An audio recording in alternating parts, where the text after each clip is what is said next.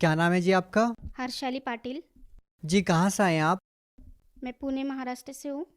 संत रामपाल जी महाराज जी से नाम दीक्षा लेने से पहले आप क्या भक्ति साधना करते थे? हम हिंदू धर्म से हैं सर। तो हम सभी देवी देवता की पूजा करते थे, सभी व्रत करते थे, तीर्थों पे जाते थे, शिरडी के साईं बाबा के मंदिर जाना, बालाजी जाना। और हम नासिक से हैं तो नासिक में हम लोग पंचवटी जाना, हर कोई बड़ा सा व्रत रहता था एकादशी का या कुछ भी, तो हम लोग गंगा स्नान के लिए जाते थे पंचवटी में। जब आप पहले से ही सभी प्रकार की पूजा साधना कर रहे थे, तो फिर आप संत रामपाल जी महाराज जी के शरण में क्यों गए? संत रामपाल जी महाराज जी के शरण में मेरे माँ और पापा जुड़े हुए थे। इतने सारी पूजाएं करते हुए भी, इतने सारे व्रत ये सब करते हुए भी मैं बहुत बीमार रहती थी हमेशा। मतलब मुझे हफ्ते 2 हफ्ते में अस्पताल जाना ही जाना था। कभी पेट में दर्द हो गया, कभी सर्दी हो गई, कभी खांसी हो गई, कभी कुछ, तो मतलब ऐसे में हमेशा बीमार रहती थी। तो मेरे पापा ने मुझे कहा कि हमने उन्होंने तो 14 में नाम दीक्षा ली हुई थी संत रामपाल जी महाराज जी से। तो वो हम मुझे हमेशा बताते थे उस समय के बाद से कि संत रामपाल जी महाराज जी से तुम भी बेटा नाम दीक्षा ले लो और तुमको भी लाभ होंगे। तुम ये हमेशा बीमार रहती हो, अस्पताल में इतना पैसा खर्च हो जाता है, एक बार आप संत रामपाल जी महाराज जी से नाम दीक्षा लेके देखो, आपको भी लाभ होगा। जी आपको क्या समस्याएं थी? मुझे अपने पे में मुझे ना मेरे पेट में एक सिस्ट हुआ था, लेफ्ट वोर में। तो मैंने डॉक्टर से ट्रीटमेंट करवाई अपनी, लेकिन वो ठीक नहीं हो रहा था। फिर 1 अगस्त 2015 में मेरा ऑपरेशन हुआ। उसके बाद जब ऑपरेशन हुआ तो मेरे पापा ने नाम दीक्षा ली हुई थी, अस्पताल में मेरे साथ ही रहते थे। जब भी मुझे तकलीफ़ होने लगती थी मेरे पापा मुझे गुरु जी की वाणी सुनाते थे, संत रामपाल जी महाराज जी की वाणी सुनाते थे। कभी आरती चला देते थे तो मुझे बहुत सुकून महसूस होता था और मुझे नींद भी अच्छे से आ जाती थी। तभी से मुझे लगता था कि मैं भी अभी संत रामपाल जी महाराज जी से नाम दीक्षा ले लूँगी। तो फिर मैंने 2017 में संत रामपाल जी महाराज जी से नाम दीक्षा ली। जी आपने संत रामपाल जी महाराज जी से नाम दीक्षा इसलिए ली कि आपकी जो बीमारी है उसमें आपको राहत मिले। आपका पहले से एक ऑपरेशन हो चुका था। तो हम आपसे ये जानना चाहेंगे, क्या संत रामपाल जी महाराज जी से नाम दीक्षा लेने के बाद आपको अपनी बीमारी में कोई राहत मिली? 1 अगस्त 2015 को मेरा एक ऑपरेशन हो चुका था। फिर 2016 से फिर से मुझे तकलीफ़ शुरू हुई। मतलब इतनी तकलीफ़ फिर से मुझे होने लगी, फिर मैं सोचने लगी कि ये मेरा तो एक बार ऑपरेशन हो चुका है, अब फिर से क्यों ऐसी तकलीफ़ हो रही है? हमने डॉक्टर को पूछा तो डॉक्टर ने फिर से मेरे लेफ़्ट ओर में बड़ी-सी गाँठ बता दी। तो फिर हम बहुत डर गए, मेरे पापा वो सब सब लोग डर गए, मेरे हस्बैंड, कि फिर से गांठ होने, पहले तो मेरा बच्चा जो हुआ है वो सीज़र से हुआ है, उसके बाद मेरा दूसरा ऑपरेशन और उसके बाद तीसरा ऑपरेशन। मैं कैसे, मतलब सब लोग डर गए कि कैसे हो सकता है ये। फिर भी हमने फिर पापा ने कहा कि तुम नाम दीक्षा ले लो बेटा, जो भी होगा मालिक देखेंगे, संत रामपाल जी महाराज तो सबके ऊपर दया करते हैं। तो मैंने 26 मार्च 2017 को संत रामपाल जी महाराज जी से नाम दीक्षा ले ली। और उसके बाद अ, फिर डॉक्टर ने कहा कि गांठ बड़ी हो रही है तो उसका ऑपरेशन करना पड़ेगा तुमको। तो हमने संत रामपाल जी महाराज जी से, नहीं, हम पहले 2-3 डॉक्टर को दिखाए कि शायद दवाई से अच्छा हो जाए, लेकिन डॉक्टरों ने हमें बहुत मतलब ऐसा कहा कि नहीं, ये ऑपरेशन नहीं हो सकता आपका, या तो बहुत रिस्क रहेगी इसमें, आप बड़े-बड़े डॉक्टर को बुलाना पड़ेगा क्योंकि आपका तीसरा ऑपरेशन है और हमें लगता है कि ये कैंसर का गांठ है, जो आपको बार-बार हो रही है। तो उन्होंने कैंसर का बता ही दिया था, लेकिन फिर हमने संत रामपाल जी महाराज जी से प्रार्थना की।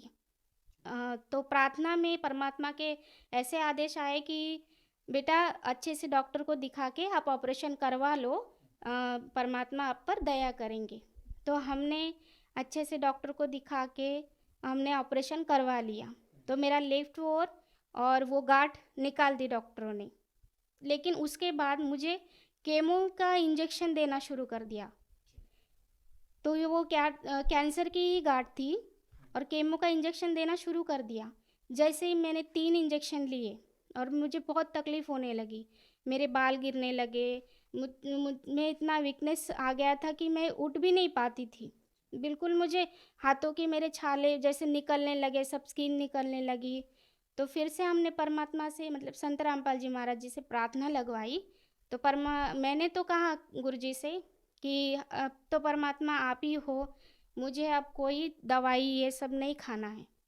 ठीक है, तो फिर उसके बाद फिर से हमने डॉक्टरों ने हमसे कहा कि रेगुलर आप चेकअप करवा लो एक बार, सोनोग्राफ़ी करवा लो। जैसे ही मैंने सोनोग्राफ़ी की और उसके बाद जो मुझे पता चला, उसके बाद तो मेरी पैरों तले ज़मीन ही निकल गई सर जी।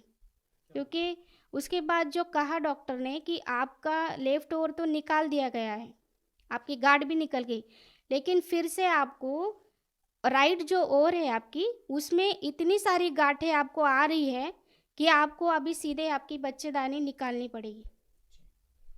तो फिर हम सब डर गए। इतना मतलब कि तीसरी बार, चौथी बार जैसे मेरा उसी जगह पे ऑपरेशन करना, ये तो मतलब हो ही नहीं सकता था।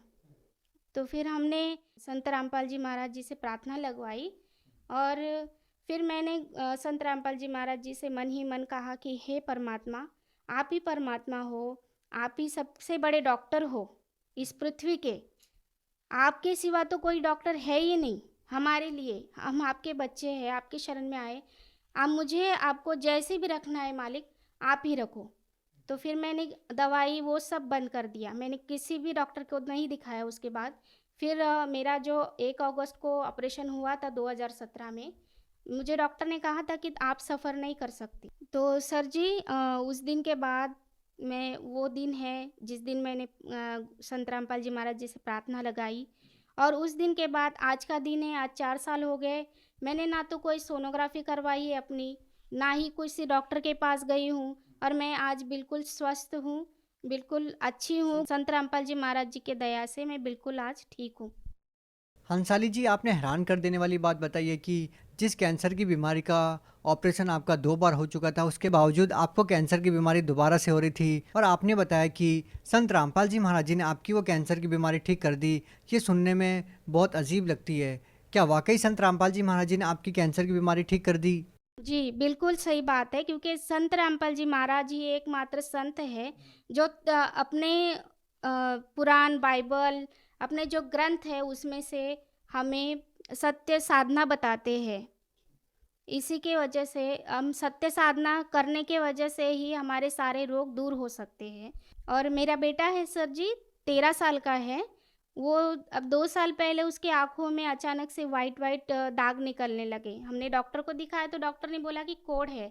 इसको आप चेक करते रहो, इसके हाथ पे आएगा, पैरों पे आएगा, कान के नीचे आएगा। तो मैंने अपने पापा से कहा कि पापा ऐसा-ऐसा है, तो पापा ने कहा कि नहीं बेटा ऐसा नहीं हो सकता हम संत रामपाल जी महाराज जी के शरण में हैं हम, तो कोढ़ का दाग जब तुम्हारा कैंसर ठीक हो सकता है, तो कोढ़ का दाग उनके लिए क्या है? बस उसे भक्ति करने के लिए बोलो क्योंकि वो भी गुरु जी की शरण में है, संत रामपाल जी महाराज जी की शरण में है। तो हमने संत रामपाल जी महाराज जी से प्रार्थना की। संत रामपाल जी महाराज जी ने बताया कि बेटा भक्ति करने को बोलो उसको, बस मालिक दया करेंगे। तो उसके बाद आज 2 साल हो गए, उसके आँखों के दाग बिल्कुल सही है। हमने किसी भी डॉक्टर को नहीं दिखाया है और आर्थिक लाभ तो हमें बहुत हुए। पहले जो मुझे जो बीमारी थी, हमेशा मैं, मेरा बेटा, हमेशा हमें बीमारी चलते रहते थे। इसकी वजह से बहुत खर्चा होता था। हर हफ्ते में बोलो 15 दिन में, हफ्ते में हम लोग अस्पताल में चक्कर काटते रहते थे। तो उसकी वजह से हमारी आर्थिक परिस्थिति बहुत ही खराब चल रही थी। लेकिन जैसे ही हमने संत रामपाल जी महाराज जी से नाम दीक्षा ली, तो मेरा भी अस्पताल जाना ये सब बंद हो गया। मैं अभी ठीक हूँ और मेरा बेटा भी ठीक है। तो इसलिए हमें बहुत अच्छी तरह से मतलब संत रामपाल जी महाराज जी की दया से हमारी आर्थिक परिस्थिति भी बहुत अच्छी है। अंसाली जी, संत रामपाल जी महाराज जी के बारे में ये कहा जाता है कि वो व्रत उपवास करने के लिए मना करते हैं या फिर हार श्रृंगार करने के लिए मना करते हैं, जबकि ये महिलाओं के लिए बहुत पवित्र माना जाता है। तो आप क्या मानते हैं, संत रामपाल जी महाराज जी इन सब चीज़ों को मना क्यों करते हैं? जी, इन चीज़ों के लिए इसलिए मना करते हैं क्योंकि इन चीज़ों का कोई मतलब नहीं है। जो शास्त्रों में बताया गया है, ये सब आडंबर है। जो हमें करना है शास्त्रों में लिखा हुआ है वही साधना करनी है और वो बिल्कुल सादगी से की जाती है। ना कि सिंदूर लगाने से किसी भी बहन का पति की उम्र बढ़ती है, ये सब अंधश्रद्धा है। हम लोग अगर नहीं भी सिंदूर लगाएँगे और लगाएँगे भी, तो भी उनकी जितनी उम्र है उतना वो जिएँगे। लेकिन हंसाली जी, अंधश्रद्धा भक्ति तो संत रामपाल जी महाराज जी के भक्तों के बारे में कही जाती है, क्योंकि जब लोगों को लाइलाज या भयंकर बीमारियां होती हैं तो वो अक्सर हॉस्पिटल में डॉक्टर के पास जाते हैं, और आप लोग संत रामपाल जी महाराज जी को फ़ोन पे अरदास करते हो और ठीक हो जाते हो। लेकिन आज का जो पढ़ा लिखा समाज है वो इन बातों में कैसे विश्वास करेगा? वो तो आप लोगों को अंधश्रद्धा भक्त कहते हैं। जी, ऐसा वो लोग बोलते हैं जिनके गुरु से जिन उनको लाभ नहीं मिल रहा है। उनकी जो पूजा वो देवी देवताओं की करते हैं, उनसे भी उनको कोई लाभ नहीं होता है। और रही बात डॉक्टर की, तो 4 ऑपरेशन मेरे भी हो रखे थे। मैं तो कैंसर की बीमारी से जूझ रही थी, फिर भी मैंने संत रामपाल जी महाराज जी से नाम दीक्षा लेने के बाद मुझे लाभ हुआ। मेरा आज कैंसर बिल्कुल ठीक है और मैं बिल्कुल स्वस्थ हूँ। आपको भी इस तरह के लाभ चाहिए तो आप भी संत रामपाल जी महाराज जी के शरण में आके देखिए, आपको भी लाभ मिलेगा। आप भगत समाज को क्या संदेश देना चाहते हैं? भगत समाज को प्रार्थना कर सकती हूँ सर कि ये शास्त्रानुसार भक्ति हमें संत रामपाल जी महाराज ही बताते हैं इस पृथ्वी पर। इस इनके अलावा और कोई भी संत नहीं है जो शास्त्रानुसार साधना बताते हैं। तो आप संत रामपाल जी महाराज जी के सत्संग सुनिए, ज्ञान समझिए और उनकी शरण में आइए। अगर कोई व्यक्ति संत रामपाल जी महाराज से नाम दीक्षा लेना चाहता है तो उनसे नाम दीक्षा कैसे प्राप्त कर सकता है? जी, विविध चैनलों पर संत रामपाल जी महाराज जी के सत्संग चलते हैं, जिसके नीचे पीली पट्टी चलती है। आप उस नंबर पे फ़ोन करिए, वहाँ से नज़दीकी नामदान सेंटर का पता कीजिए और उनसे नाम दीक्षा लीजिए जो निःशुल्क मिलती है। उनसे नाम दीक्षा लेकर आप अपना कल्याण करवाइए। जी, बहुत बहुत धन्यवाद। धन्यवाद सर।